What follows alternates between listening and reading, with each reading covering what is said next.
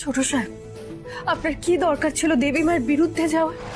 আমি চেয়েছিলাম দেবী মায়ের পরিবারে যাতে কোনোদিনও কোনো ভাঙন না ধরুক, কিন্তু আজ আমার জন্য ছোট সাহেব দেবী মায়ের বিরুদ্ধে গেলেন।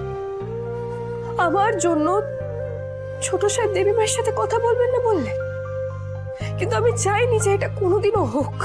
তোমার জন্য আমি মায়ের বিরুদ্ধে যাইনি কুসুম। তুমি নিজেকে দোষারোপ করো না কুসুম।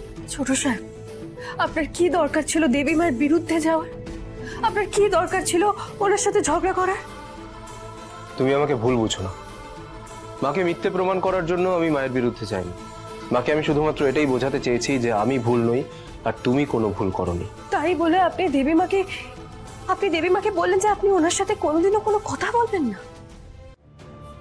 আমরা কেউ ভাবিনি যে আপনি এরকমটা বলবেন। আজই ডাউনলোড করুন আর এনজয় করুন আপনার পছন্দের শো।